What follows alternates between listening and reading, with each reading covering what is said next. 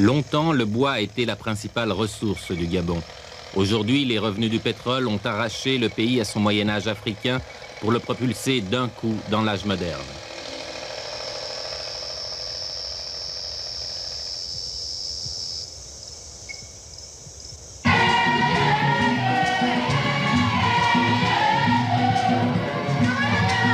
Ce pays, qui ne possède pratiquement pas de route, inaugure son Boeing 747 piloté par un équipage français. Le féticheur est là qui chasse les mauvais esprits du chemin d'El Hadj Omar Bongo, président de la République gabonaise. L'Afrique reste l'Afrique.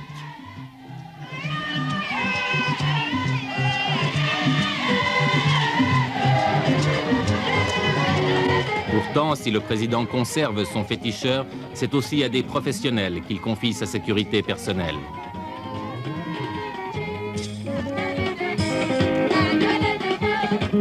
Comme dans la plupart des États africains, un parti unique, le Parti démocratique gabonais, dont les groupes d'animation sont de toutes les fêtes.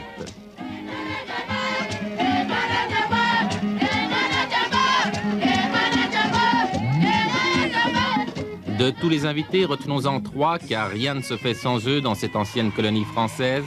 L'ambassadeur de France, M. Maurice Delaunay.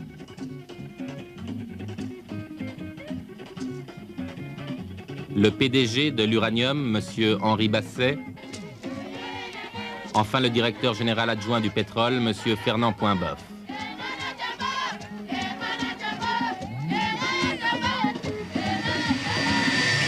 Le Gabon résiste mal à l'ivresse de ses richesses. Officieusement, sa dette extérieure s'élèverait à près de 3,5 milliards de dollars. Ce Boeing lui coûtera 125 millions de francs suisses, mais le prix du prestige n'effraie pas le président Bongo, fervent adepte du libéralisme économique, qui a délibérément choisi la voie occidentale pour le développement de son pays.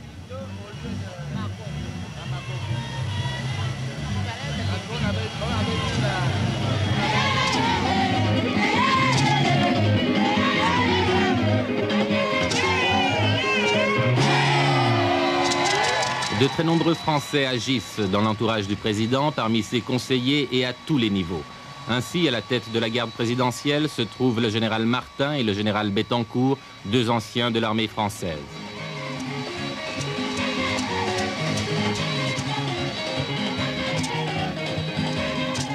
Et durant cette inauguration, ce sont également des militaires français qui, sur le toit de l'aéroport, assurent la surveillance.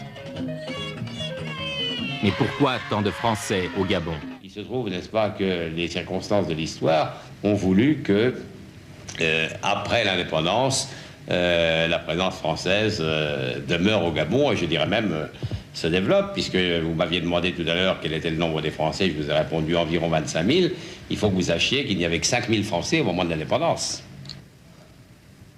Il n'y a pas un chef-lieu de province ou de préfecture gabonais où vous ne puissiez rencontrer 4, 5, 10, 15, 100 ou 50 Français, vous voyez. Il y a des Français à peu près partout. Vous ramenez une plaque de pizza aussi? Merci. T'as l'oignon, ça? Poireau. Oui. Ils sont donc 25 000 Français à résider en permanence dans ce pays peuplé seulement de 700 000 habitants environ.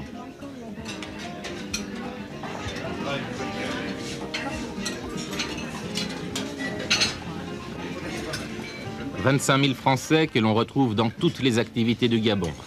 700 d'entre eux se trouvent dans le secteur de la coopération, mais le secteur privé est largement plus important avec les mines, l'industrie, le commerce, l'import-export, etc.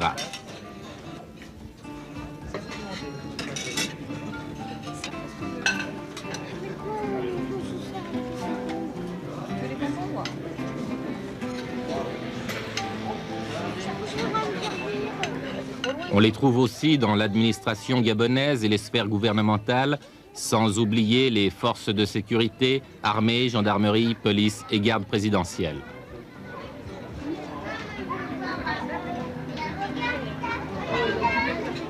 Aux anciens colons établis en Afrique depuis longtemps sont venus s'ajouter des milliers de Français moyens, techniciens ou petits commerçants. On les retrouve nombreux, ces Français, pour le repas du dimanche, et ils vivent au Gabon comme ils vivaient en France. On est bien, on a des amis, quoi. On se trouve quand même avec des Européens, on n'est pas tout seul. Puis ça parle français. C'est déjà pas mal, on ne se sent pas dépaysé, hein, à descendre d'avion. Vous n'êtes pas dépaysé? Non, non, non. Parce que la majeure partie des Africains parlent français. Finalement, vivre ici ou vivre dans une petite ville de province Oui, c'est pareil. N'était-ce la chaleur et l'humidité, on se croirait à Libreville dans une ville de province française. Même nom de rue, même cabine téléphonique, même boîte postale, même genre d'établissement bancaire et même magasin. Qu'est-ce qu'il vous fallait? Hein? Je veux quelques tranches de saumon. Deux. Un petit poulet. 1,3 kg, ça va aller, Madame Valentin? Voilà, Madame Valentin, merci beaucoup. Pour mettre des choses. Que voulez-vous? Hein?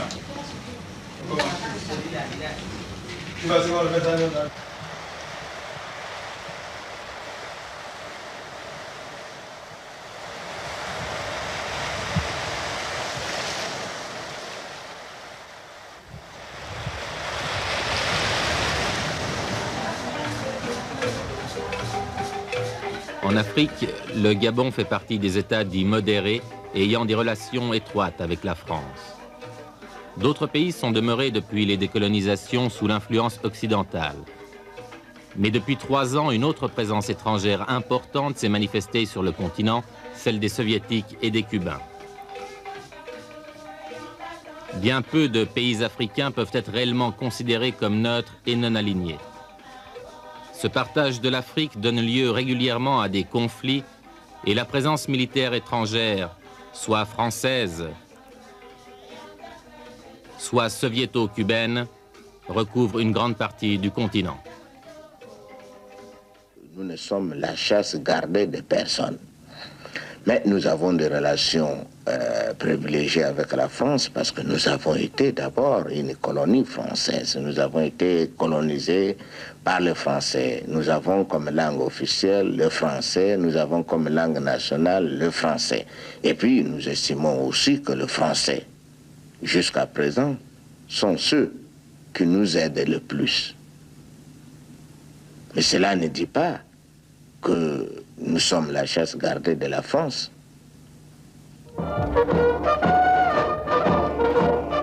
Accueil sobre, digne, mais plein de chaleur pour le président de la République, arrivé hier après-midi à Libreville, la capitale du Gabon.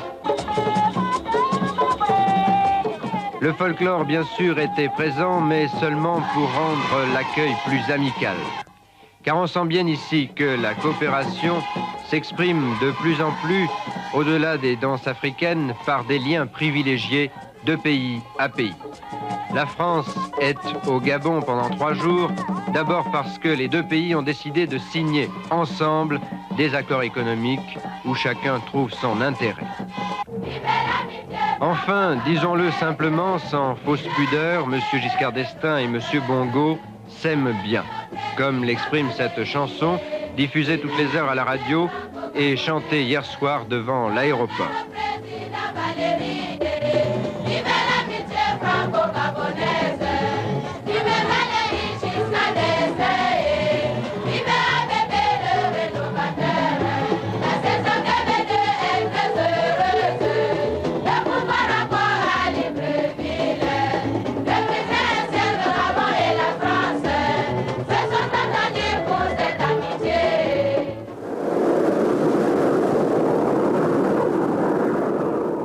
C'est au pétrole que le Gabon doit son boom économique.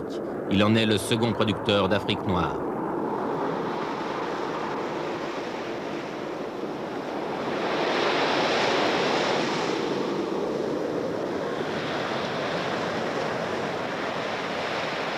La société qui exploite ce pétrole est française, même si elle s'est donné une apparence juridique gabonaise sous le nom de Elf Gabon. Le président Giscard ne s'y est pas trompé lors de sa visite officielle en août 1976, L'un de ses premiers déplacements fut sur la plateforme d'extraction Grondin, au large de Port-Gentil.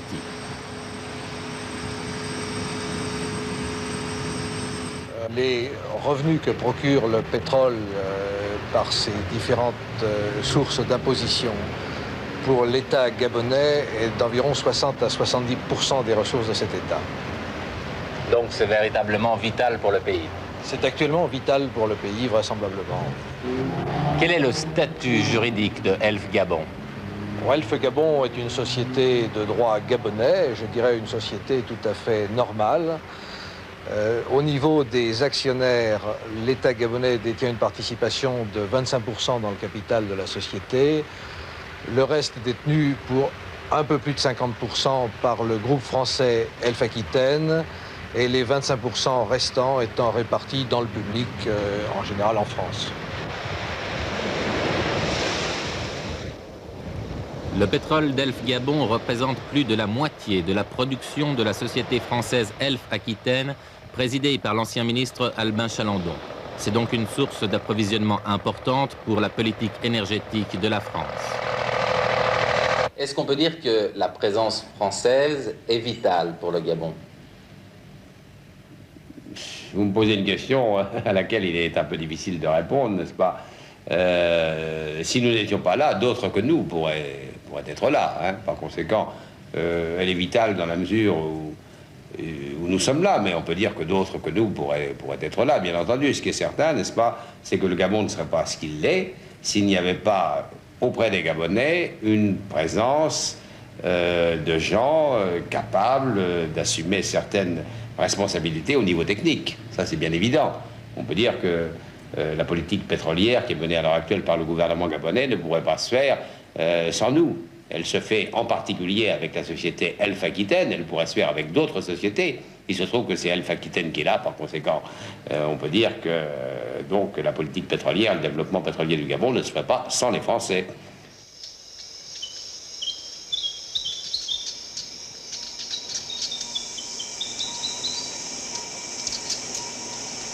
En faisant la richesse du pays, le pétrole révèle aussi son état de dépendance. Les recettes de l'État gabonais proviennent à 67% de l'or noir qu'exploite Elf Gabon, en fait, on l'a vu, une société française.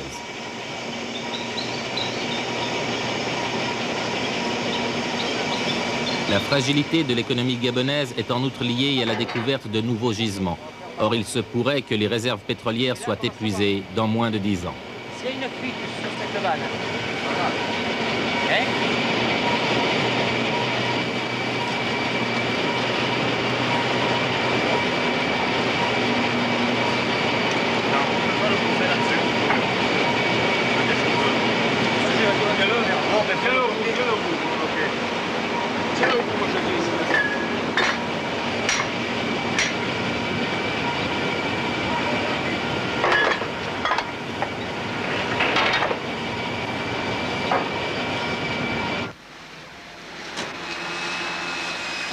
Détail révélateur, c'est l'immeuble de la société Elf à Libreville qui abrite le musée national gabonais.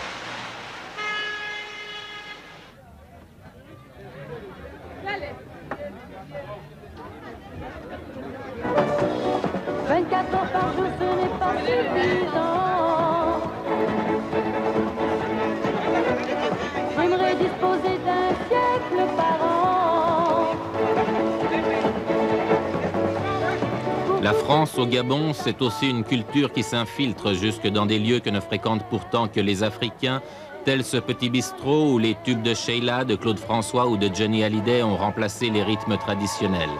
Ici, deux cultures se superposent, mieux elles s'affrontent. Résultat, un métissage culturel qui fait que l'Africain, littéralement, ne sait plus sur quel pied danser.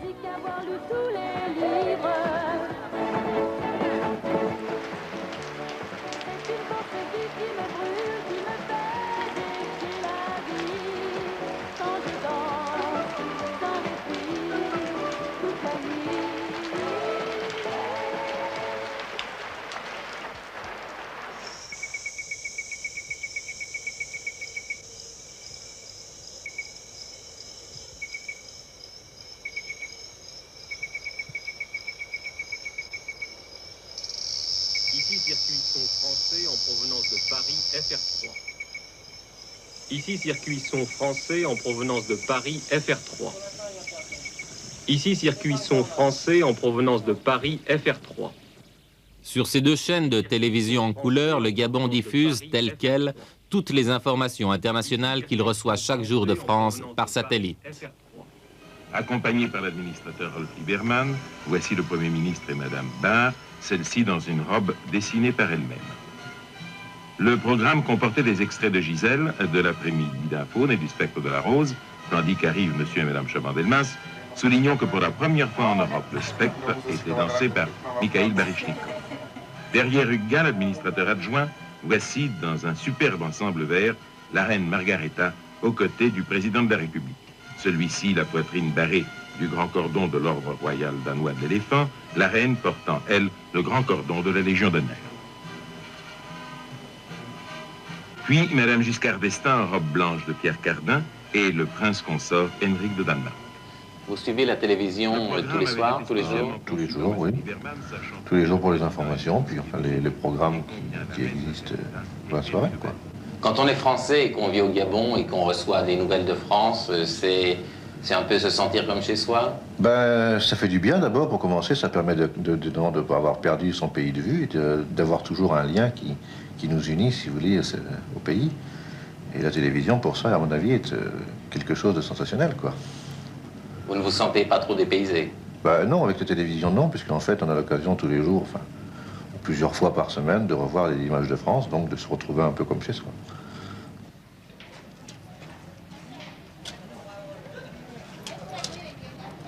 Même phénomène de dépendance avec la presse. La chose écrite a trouvé en Afrique un terrain d'autant plus perméable que ce continent, durant des siècles, n'avait perpétué ses valeurs culturelles que par la tradition orale. Souffrant de s'entendre répéter qu'ils n'avaient point de culture parce qu'ils n'avaient pas d'écriture, les Africains ont finalement adopté une culture écrite qui n'était pas la leur. Nous avons Jour de France, nous avons Paris Match, Express, Le Point. Nous avons aussi les détectives, tels qu'ici Paris-France Dimanche.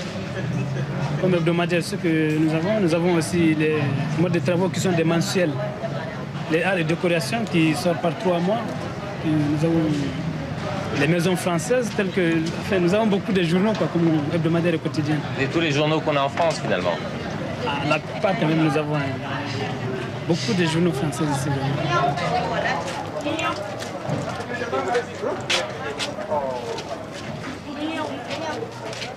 Face à cette masse de publications françaises, un seul journal gabonais, tiré à 15 000 exemplaires, est vendu à Libreville. Il s'appelle l'Union et fait preuve d'une liberté de ton assez rare en Afrique. On va d'abord voir le journal du jour. La rédaction est composée en majorité de journalistes gabonais et de quelques Français.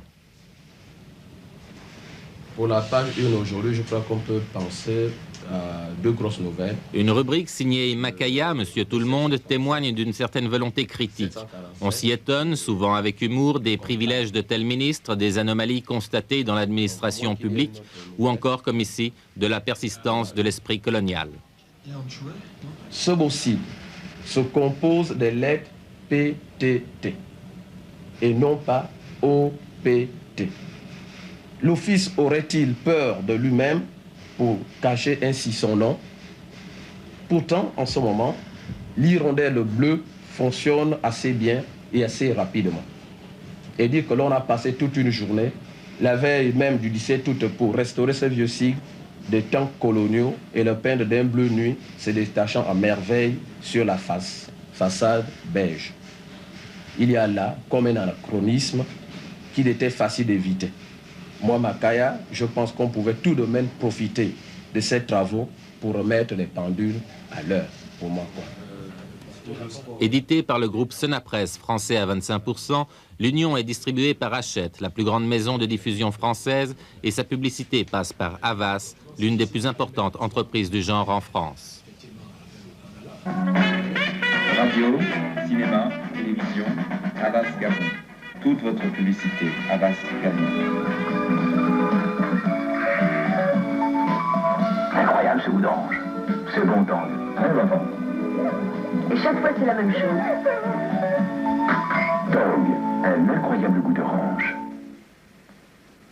les racines pénètrent dans le bouton et la sèche. Le bouton disparaît. Comme moi, utilisez Cléracil, le traitement anti-bouton.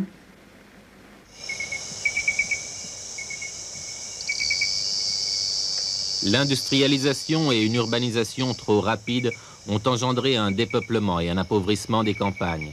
Résultat, le Gabon ne produit pratiquement aucun des produits de base dont ses habitants ont besoin.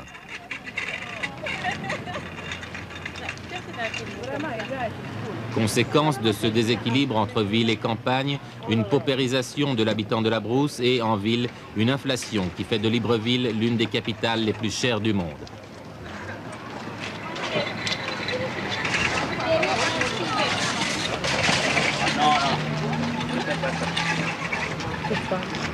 Cet hypermarché a fortement perturbé le petit commerce local.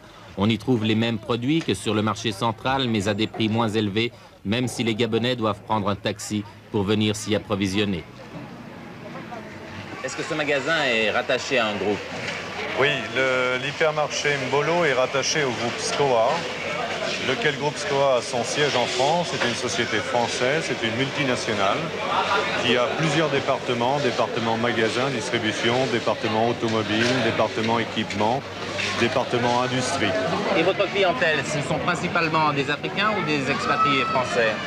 Et on peut considérer à l'heure actuelle que 65% de notre clientèle dans les secteurs bazar, nouveautés et alimentaires non périssables est africaine. Par contre, le pourcentage est beaucoup plus important de clientèle européenne dans les vivres frais. Tout ce qui est fruits et légumes viennent principalement de France. Pour une grosse partie, ça vient de France sur les marchés de Bordeaux, sur les marchés de Paris. Bien, au Gabon, il n'y a pratiquement pas à l'heure actuelle de structure agricole réelle encore. On peut dire que la capitale, finalement, est nourrie de l'extérieur. Ah oui. Et le Gabon, en grosse partie, est nourri de l'extérieur. Autrement, pour ce qui est de la viande, qui est impérissable toujours, elle vient presque exclusivement de Rhodésie.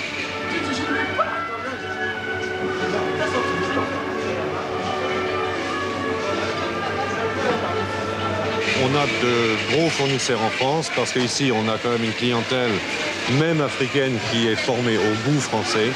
Et sur ce point-là, on a beaucoup de mal quelquefois à modifier les structures de choix de consommation.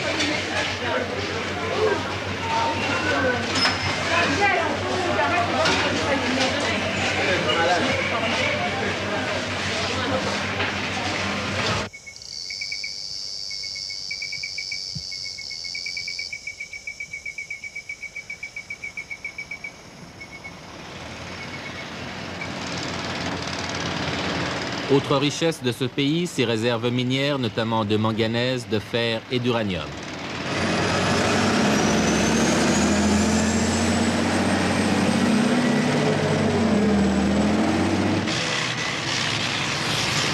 Toutes ces matières premières sont cependant soumises aux fluctuations des cours mondiaux et de la conjoncture.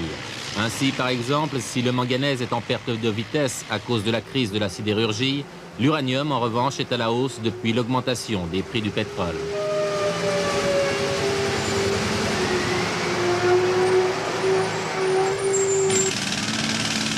Le gisement d'uranium de Mounana, dans la région de Franceville, place le Gabon au 6e rang mondial des producteurs de ce minerai hautement stratégique.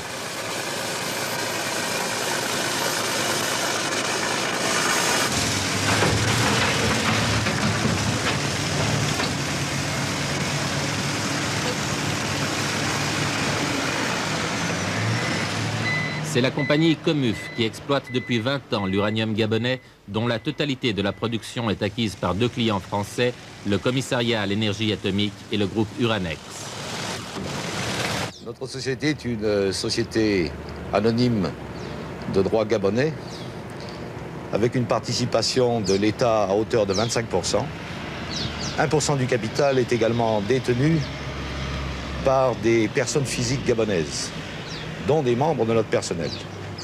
Le reste du capital, soit 74%, est détenu par des intérêts à majorité français. Comment expliquez-vous la valeur subite qu'a prise ces dernières années l'uranium?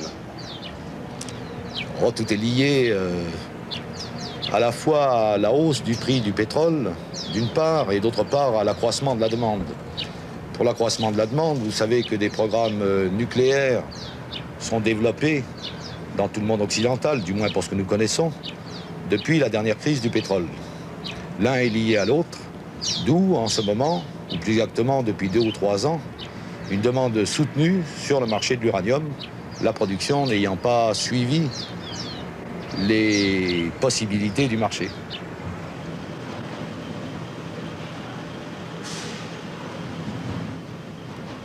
Le minerai brut est traité sur place pour être exporté sous la forme de yellow cake.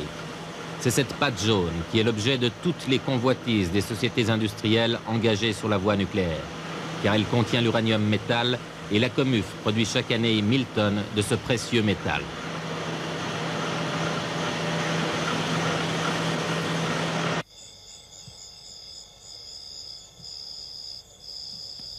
La Comuf emploie 167 agents expatriés de France qui vivent ici avec leurs familles.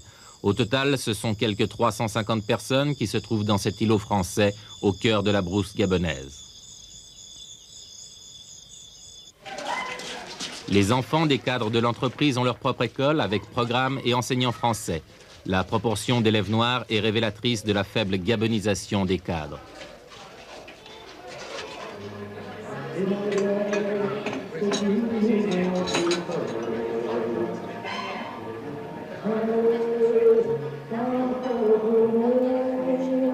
Tout a été mis en place par l'entreprise pour que le personnel, loin de France, ne se sente pas trop isolé.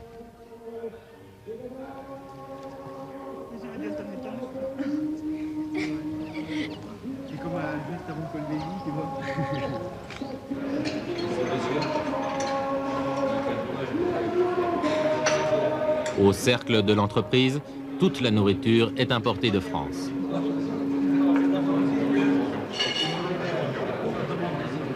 Vous n'êtes pas seulement l'administrateur d'une société d'extraction ou d'exploitation d'uranium, mais vous avez un rôle beaucoup plus large. Oui, certainement. Puisque je dois m'occuper aussi de ces problèmes qui sont plutôt la vie d'une communauté et qui maintenant s'imbriquent avec ceux de la commune de Mounana qui a été créée depuis 1 an et demi. Et je suis également premier adjoint au maire de cette commune. En étant français, vous êtes premier adjoint au maire gabonais. Effectivement, j'ai été élu sur la liste du conseil municipal et ensuite désigné comme premier adjoint au maire.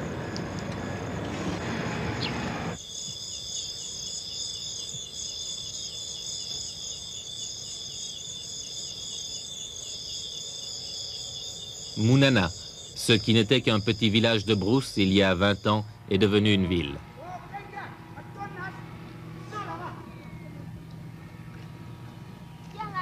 L'église, comme l'école ou l'hôpital, tout y a été construit par l'entreprise et les Africains du lieu, de la maternité au cimetière, dépendent du patron.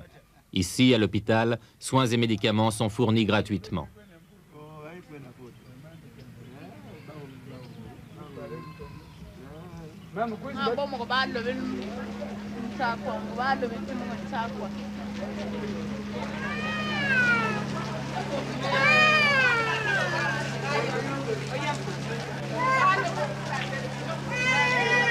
À l'actif de l'industrialisation, relevons que le pays possède l'un des meilleurs niveaux d'hospitalisation et de scolarisation du continent.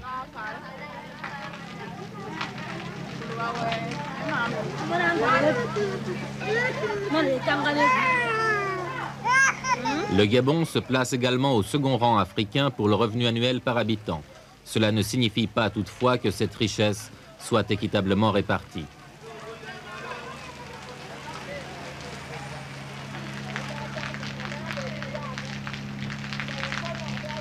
De petites demeures familiales en dur ont été aussi construites pour les employés africains de l'entreprise. Elles possèdent 2 coins cuisine, dont l'un aménagé à l'extérieur afin de ne pas heurter les habitudes de la femme africaine.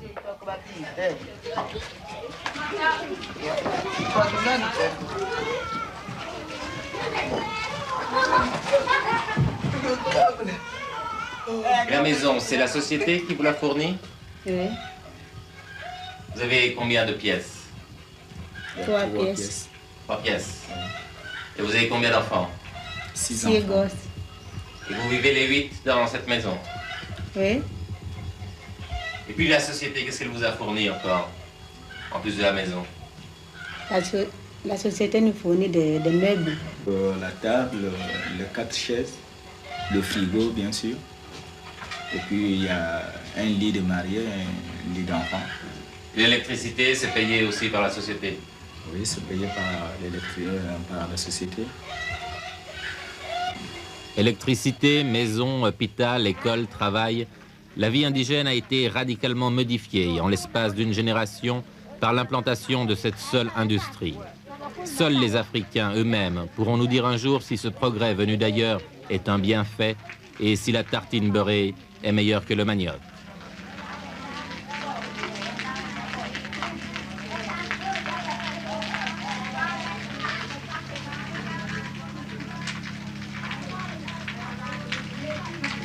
Comme tous les pays africains, le Gabon a hérité du colonialisme des frontières arbitraires. Des ethnies ont été brassées ou coupées, comme ici les Fang du Nord et les Batékés du Sud. Le caractère perméable de ces frontières pourrait rendre fragile la situation du Gabon, qui d'autre part est entouré de pays abritant des Cubains. Il y en a 700 sur l'île de Sao Tomé, 250 en Guinée équatoriale et 500 au Congo, à quelques dizaines de kilomètres seulement des gisements d'uranium. Les événements, les tentatives de déstabilisation auxquelles on a pu assister récemment vous ont donné à réfléchir, non? Non, pas particulièrement dans notre région. Je ne pense pas, je vous le répète, que notre région soit particulièrement visée. Et puis, de toute manière, c'est une question qu'il vaudrait mieux que vous posiez au chef de l'État. Il serait mieux à même que moi de vous y répondre. Mais je peux vous dire, en ce qui concerne notre communauté d'expatriés, que nous n'avons pas de ces inquiétudes. Mais tout de même, vous dirigez une entreprise importante, vous devez prévoir même ce qui paraît a priori impossible. Prévoir, oui, pourquoi pas. Eh bien, disons qu'on a prévu. Vous auriez les moyens de défendre et l'entreprise et le personnel? Je pense qu'on nous aidera à la défendre. J'en suis même persuadé. Eh bien, les forces légales de ce pays, elles défendront, je pense, leur richesse.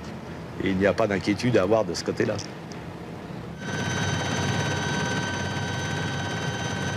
Mounana, bien sûr, ce n'est pas forcément Kolwezi. Il y avait à Kolwezi un problème politique intérieur, celui des Katangais.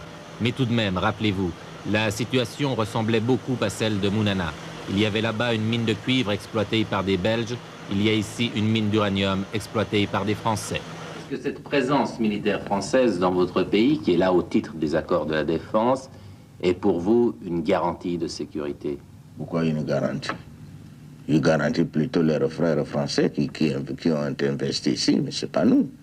On peut considérer que c'est une garantie de sécurité pour ce pays? Eh bien, je pense que c'est pas à moi qu'il faut poser la question, c'est au président de la République, mais je ne crois pas me tromper en répondant à sa place et en vous disant que le président, lui, considère que c'est une garantie de sécurité pour son pays. Et si je vous fais savoir que le président, à cette question, m'a répondu « Oh, vous savez, les Français, ils sont surtout là pour défendre leurs intérêts ». Alors là, il vous a peut-être répondu ça, évidemment. Mais enfin, je pense que ça n'est pas une réponse qui est tout à fait suffisante. Le président sait bien que nous sommes là peut-être...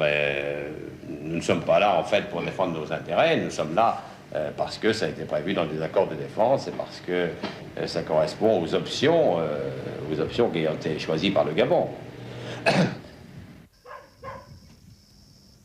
Avec ou sans accord, à plusieurs reprises, la France est intervenue militairement en Afrique. 13 mai 1978, la deuxième guerre du Chaba éclate à Kolwezi. Venus de l'Angola, 2400 anciens Katangais s'emparent de la ville. Leur but, paralyser l'économie zaïroise et provoquer la chute du président Mobutu. Plus de 600 morts, l'opinion publique internationale s'émeut de ces massacres.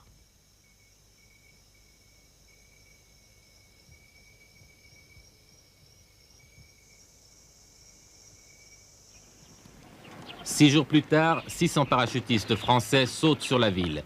Ils appartiennent au 2e régiment de la Légion étrangère et viennent de Corse. La France devance ainsi la Belgique qui est pourtant directement concernée puisque ce sont surtout ses ressortissants qui sont en danger.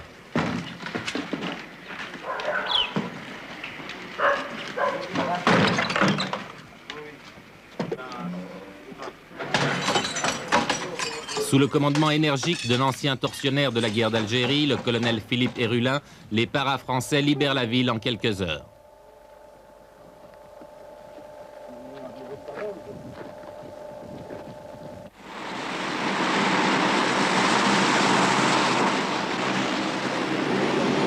De nombreuses vies humaines sont épargnées. Giscard d'Estaing fait figure de sauveur. Il n'a agi, dit-il, que pour des motifs humanitaires et l'atrocité des massacres lui donne apparemment raison.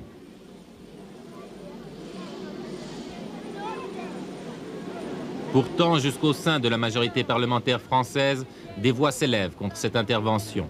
Elles accusent la France de se mêler d'un problème qui ne la regarde pas et, pour des raisons bassement économiques, de voler au secours d'un régime politique compromis.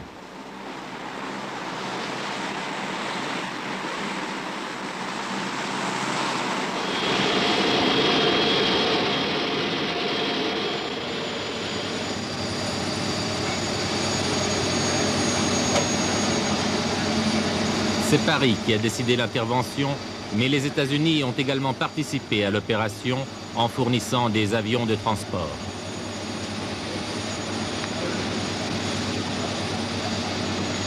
Depuis le traumatisme vietnamien, les Américains préfèrent laisser à d'autres ce genre d'initiative et se contenter de leur apporter un soutien logistique ou financier. Nous sommes ici à côté de l'aéroport de Libreville et ce que vous voyez derrière moi, c'est le camp de Gaulle.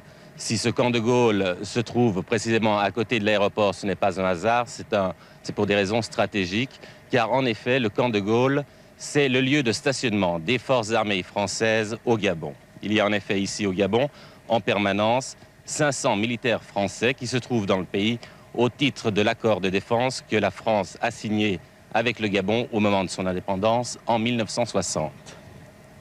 Avant de venir ici, nous avions sollicité l'autorisation auprès du ministère de la Défense à Paris pour filmer ces militaires français au Gabon. Cette autorisation nous avait été accordée, mais en arrivant ici et lorsque nous avons pris contact avec l'attaché militaire de l'ambassade de France à Libreville, nous avons appris on ne sait pour quelle raison, cette autorisation nous était maintenant refusée. Nous avons insisté auprès de Paris, mais nous avons essuyé un refus catégorique à 2 reprises. Donc, nous ne pourrons pas filmer ces militaires français. Pourquoi? On peut se le demander, car en effet, ces accords de défense n'ont rien de secret, mais il est vrai cependant que la France joue réellement un rôle militaire en Afrique. Sans doute n'aime-t-elle pas trop avoir à le montrer. En revanche, nous sommes parvenus à nous procurer ce film réalisé par l'armée française lors de manœuvres communes franco-gabonaises. L'exercice estuaire, exposé aux différents participants en présence du chef de l'État gabonais, le président El Hadj Omar Bongo, a pour but essentiel de vérifier notre capacité de répondre aux termes des accords de défense entre la France et le Gabon. Les transals de soutien sont immédiatement employés dans les opérations de parachutage. À l'intérieur, le truc. Acheminés par DC-8 de l'armée de l'air, les éléments de combat des forces terrestres sont engagés aux côtés des unités gabonaises moins de 24 heures après leur mise en alerte en France.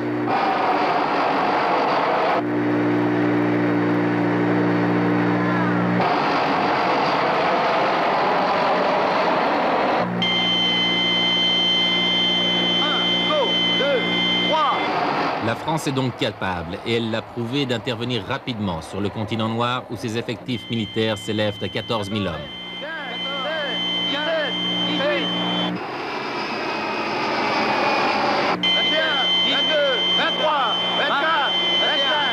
En Afrique, elle a signé des accords de défense avec 6 États, dont le Gabon, et des accords de coopération militaire avec 18 pays.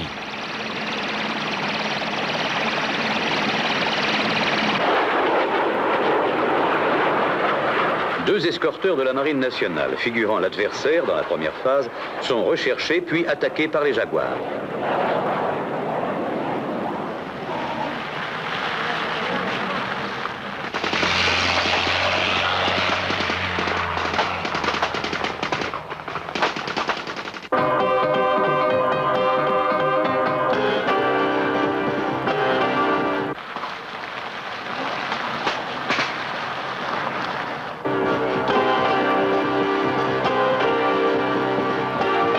On nous l'a dit au Quai d'Orsay, l'avantage de l'Afrique pour la France, c'est qu'avec 10 Jaguars et une compagnie, elle peut y mener une politique. Objectif 300 mètres après coup de rivière, attaque Paul Razan.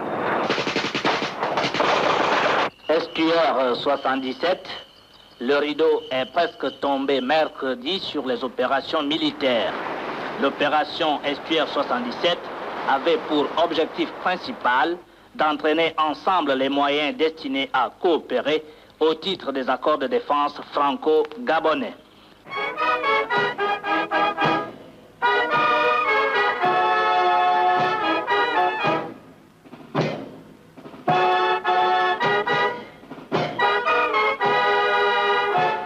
Lieutenant-colonel Pissochet.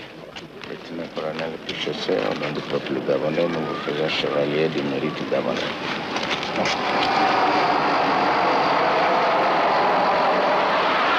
Est-ce que c'est une force d'intervention réelle en cas de conflit ou c'est surtout une force de dissuasion psychologique? C'est-à-dire que c'est certainement une force de dissuasion. Maintenant, en cas de conflit, elle ne pourrait être appelée à intervenir que sur la demande expresse du gouvernement gabonais si le gouvernement gabonais était menacé. L'ambassadeur de France sait de quoi il parle puisque, en hiver 64 déjà, les parachutistes français étaient intervenus pour sauver le chef de l'État de l'époque. Léon Mba, en effet, le prédécesseur du président Bongo, avait manqué d'être renversé par un putsch militaire. Il y a depuis quelques années un élément nouveau en Afrique, c'est la présence soviéto-cubaine. Comment la France ou les pays occidentaux peuvent-ils faire face à cet élément nouveau?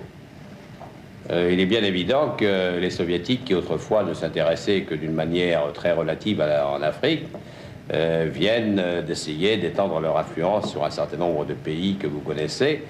Les Russes font un effort important, soit directement, soit avec le soutien et le concours des Cubains. C'est une menace? Je pense que nous, Occidentaux, nous devons considérer que c'est une menace. Et je pense surtout que la plupart des chefs d'État dits modérés considèrent que c'est une menace. Et vous savez très bien qu'ils s'en sont exprimés très librement, d'ailleurs, à l'occasion de la dernière conférence franco-africaine qui s'est tenue à Paris. C'est le 22 mai dernier que se tient à Paris le 5e sommet franco-africain. Le président Giscard va y recueillir les fruits de son intervention au Chabat, une participation record de 20 États africains. Le président Bongo, lui, va s'y réaffirmer comme un admirateur inconditionnel du président français.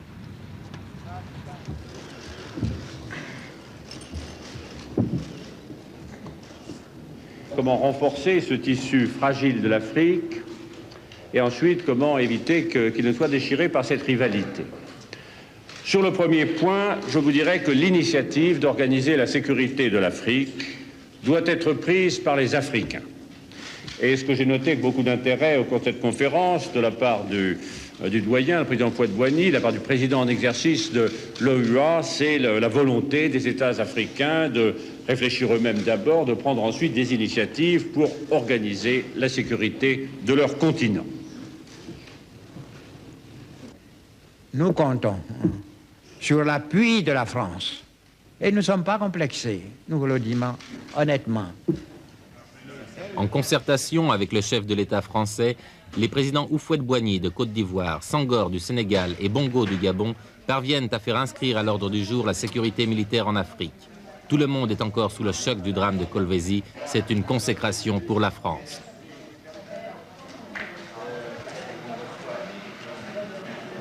Ces pays modérés, précisément, se tournent plus volontiers pour tirer la sonnette d'alarme auprès de la France. Ils se tournent volontiers vers la France parce que la France était amenée au cours de ces derniers mois, même de ces dernières années, à prendre des positions assez nettes, n'est-ce pas, pour éviter justement que les menaces de déstabilisation qui sont en général le fait des soviéto-cubains ne puissent réussir. C'est dans ces conditions-là que nous sommes intervenus, comme vous le savez, une première fois au Chabat pour assurer des transports, une deuxième fois d'une manière beaucoup plus directe avec l'expédition de Kolwezi. C'est dans les mêmes conditions que nous sommes intervenus en Mauritanie, que nous sommes intervenus au Tchad. Hein. Alors évidemment, comme jusqu'à présent, nous avons été les seuls à intervenir directement. Il est bien certain que beaucoup d'États africains pensent que nous sommes véritablement les seuls, pour le moment du moins, à pouvoir leur apporter une assistance efficace lorsqu'ils se sentent menacés.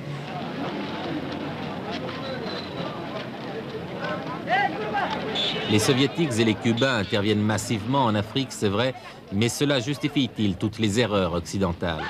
En réalité, au Tchad, la présence militaire française date du 10 août 1960, soit 4 jours seulement après la déclaration de l'indépendance du pays.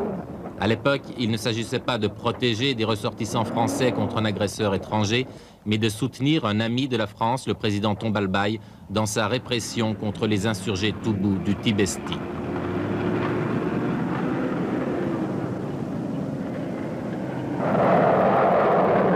La politique des Jaguars, après un froid provoqué par l'affaire Claustre, a repris activement au Tchad en 1976 grâce à Jacques Chirac, alors Premier ministre. Officiellement, la France ne joue dans ce pays qu'un rôle strictement défensif. En réalité, ses intérêts économiques y sont prépondérants et il s'agit de ne pas les laisser tomber aux mains des rebelles soutenus et armés par la Libye du colonel Kadhafi.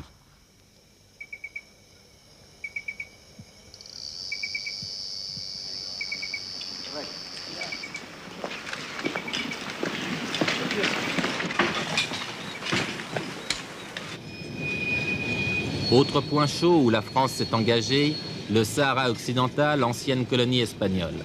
Les combattants du Front Polisario, qui ont proclamé une république sahraoui démocratique, mènent plusieurs opérations contre le train qui transporte le fer et contre le centre minier de Zouérat en Mauritanie, où travaillent des Français.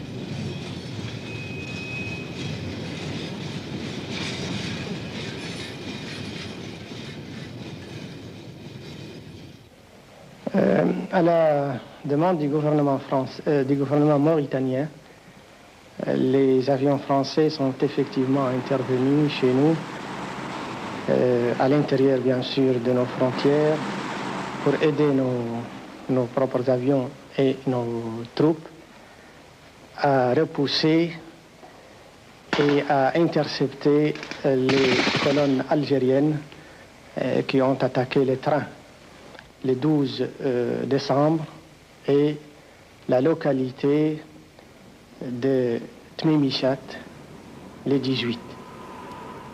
L'ancien président mauritanien parle de colonnes algériennes, mais l'Algérie, qui soutient le Polisario, affirme que ces soldats du désert sont des Sahraouis. Une chose est sûre, c'est que les Jaguars qui sont encore intervenus cette année sont, eux, bien français.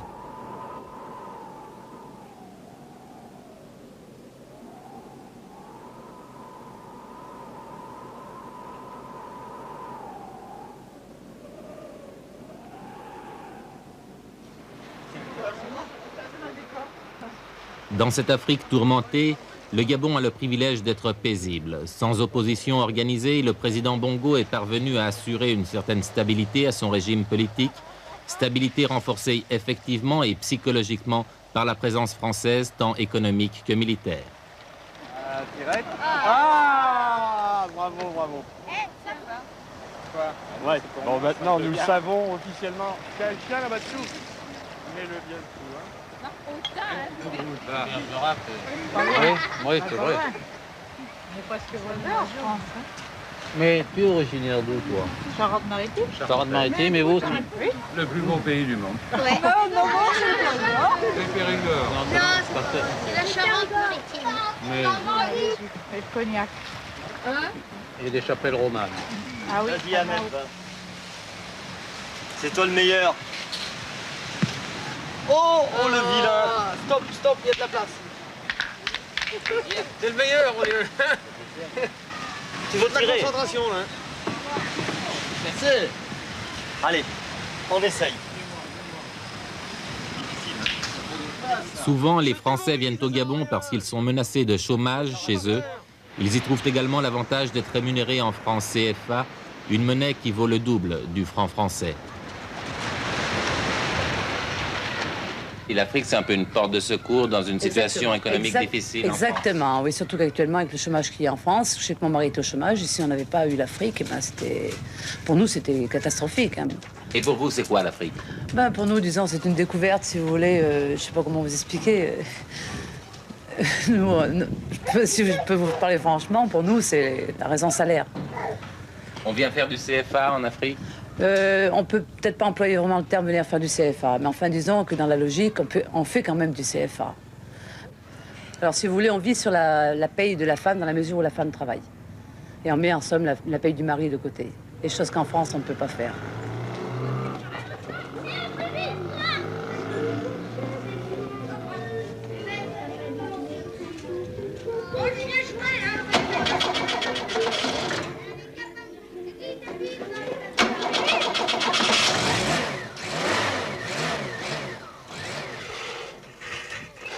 Qu'il s'agisse de coopérants techniques, de militaires ou d'employés du secteur privé, les avantages de la vie au Gabon ne manquent pas aux Français. D'ailleurs, ils ne s'en cachent pas et le reconnaissent volontiers. Et alors comment? Vous êtes logé par votre entreprise? On est logé, l'électricité fournie, le gaz, tout est fourni. Les véhicules? Les véhicules. Les véhicules aussi? Pour le mari. Vous avez quelqu'un pour faire le ménage? On a une ménagère payée par la société. Donc c'est patin. Et patin pour une femme, quoi. Tous ces Français qui travaillent au Gabon en assurent la prospérité, mais ils contribuent aussi à le maintenir dans un état de dépendance. Un développement payé au prix d'une mainmise étrangère, c'est cela le néocolonialisme. Et le Gabon, chasse gardée de la France, en est l'illustration. Vous avez dit dans une interview, je crois, Monsieur le Président, la France est à la fois notre plus grand client et aussi notre plus grand ami. Effectivement. Je vais vous donner un exemple. Lorsque nous avons décidé de faire le chemin de fer transgabonais, parce que vous savez que dans ce pays où on prend l'avion, où on ne fait rien. Et nous avons donc décidé de faire un chemin de fer qui irait de Libreville jusqu'à Franceville, la province minière. Lorsque nous avons fait appel au gouvernement ami, seule la France était le premier à nous donner 100 millions de francs français, c'est-à-dire 5 milliards de francs CFA. Et c'est à partir de ce moment que les gens ont cru à notre chemin de fer. Et aujourd'hui, le Transgabonais se construit pas avec des fonds de qui que ce soit, mais avec le fonds purement gabonais. Alors des exemples comme ça, je vous en citerai beaucoup.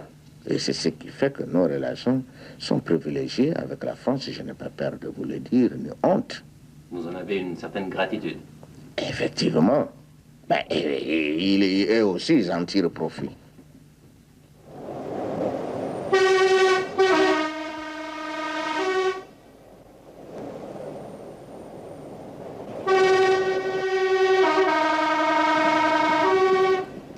Le chemin de fer transgabonais est actuellement le projet prioritaire du Gabon. C'est un projet de très grande envergure dont la réalisation est vitale pour le pays car il constituera la principale voie de pénétration dans les zones économiques du bois, de l'uranium, du manganèse et du fer. C'est fâché, hein?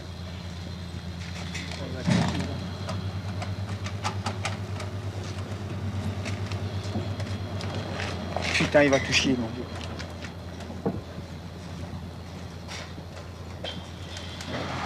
Le président Bongo l'a reconnu, ce projet n'aurait pas vu le jour sans la France, ni financièrement, ni techniquement, car ce sont parmi les meilleurs spécialistes français qui sont ici, dont certains spécialement détachés par la SNCF. Avance! Et pourquoi vous freinez à chaque fois? Mettez le frein à main! Au lieu de mettre l'air, vous mettez le frein à main! Allez, allez, tire, mon Dieu! La cendrière, encore, tire! Encore un peu les traverses!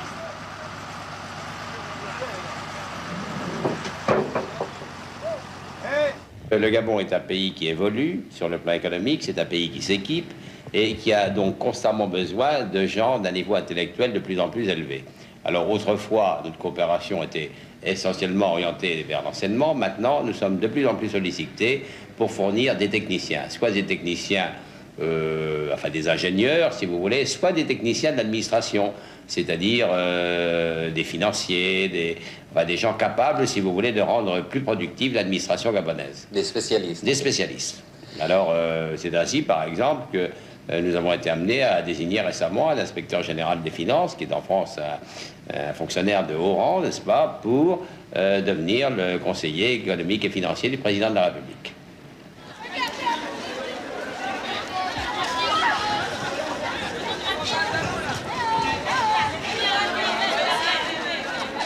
La coopération technique s'oriente de plus en plus vers une spécialisation des postes, déclare l'ambassadeur, mais l'enseignement public continue à absorber le plus grand nombre de coopérants. Dans le primaire, le secondaire ou le supérieur, en effet, la majorité du corps enseignant est française, comme sont français aussi les programmes. Enfin, aucune réforme de l'enseignement n'est décidée à Paris sans qu'aussitôt le ministre gabonais de l'Éducation nationale ne la fasse appliquer chez lui. Mon garçon, tu es très mal habillé.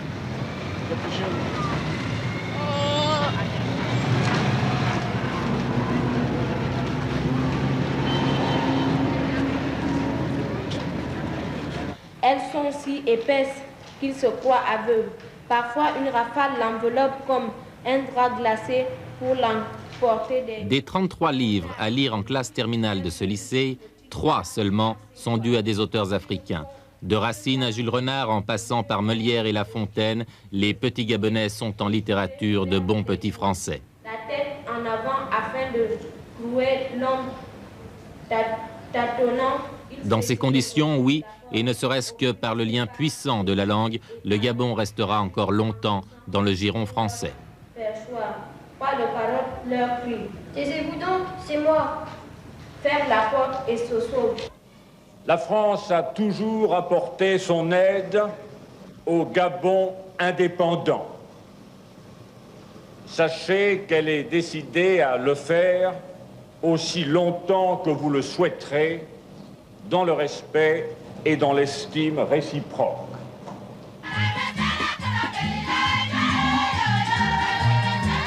L'Afrique aux Africains, aime à répéter le président Giscard, un beau slogan mais vide de sens.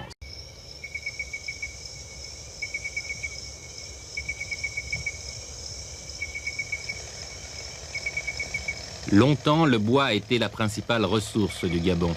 Aujourd'hui, les revenus du pétrole ont arraché le pays à son Moyen-Âge africain pour le propulser d'un coup dans l'âge moderne.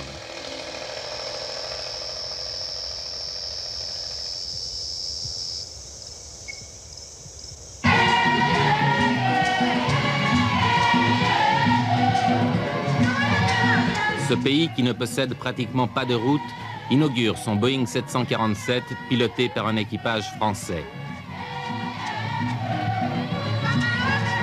Le féticheur est là, qui chasse les mauvais esprits du chemin d'El Hadj Omar Bongo, président de la République gabonaise.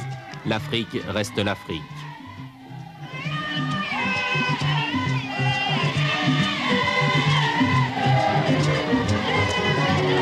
Pourtant, si le président conserve son féticheur, c'est aussi à des professionnels qu'il confie sa sécurité personnelle.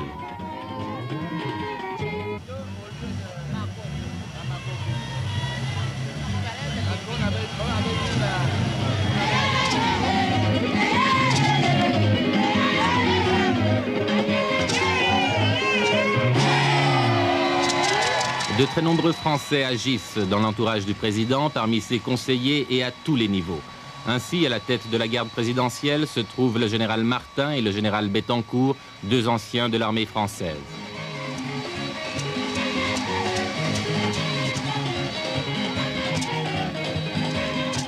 Et durant cette inauguration, ce sont également des militaires français qui, sur le toit de l'aéroport, assurent la surveillance.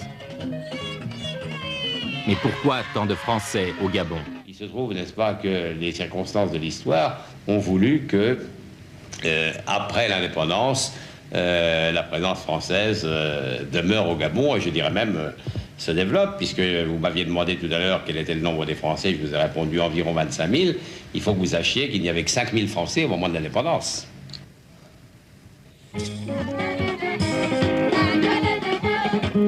Comme dans la plupart des États africains, un parti unique, le Parti démocratique gabonais, dont les groupes d'animation sont de toutes les fêtes.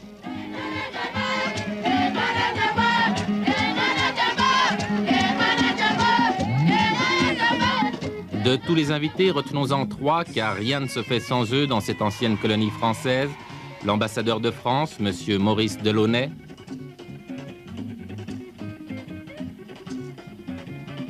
le PDG de l'uranium, M. Henri Basset, enfin le directeur général adjoint du pétrole, M. Fernand Poinboeuf.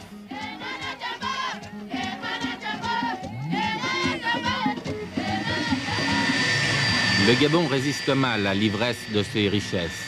Officieusement, sa dette extérieure s'élèverait à près de 3,5 milliards de dollars. Ce Boeing lui coûtera 125 millions de francs suisses, mais le prix du prestige n'effraie pas le président Bongo, fervent adepte du libéralisme économique, qui a délibérément choisi la voie occidentale pour le développement de son pays. On les trouve aussi dans l'administration gabonaise et les sphères gouvernementales, sans oublier les forces de sécurité, armée, gendarmerie, police et garde présidentielle.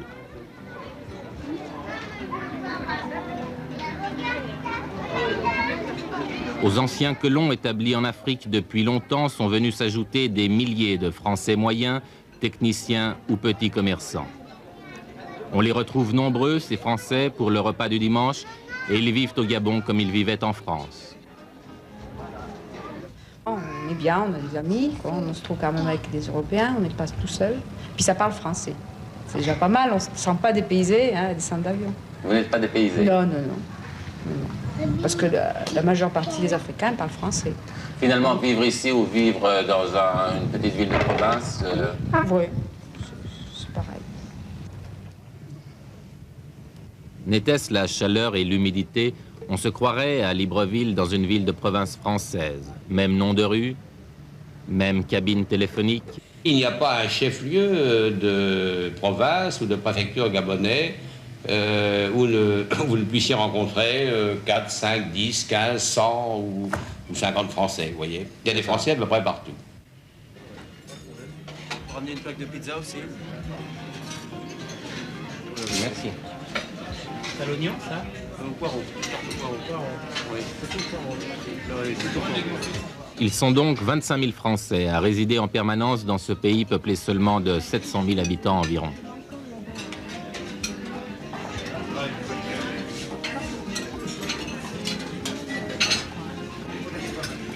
« 25 000 Français que l'on retrouve dans toutes les activités du Gabon. 700 d'entre eux se trouvent dans le secteur de la coopération, mais le secteur privé est largement plus important avec les mines, l'industrie, le commerce, l'import-export, etc.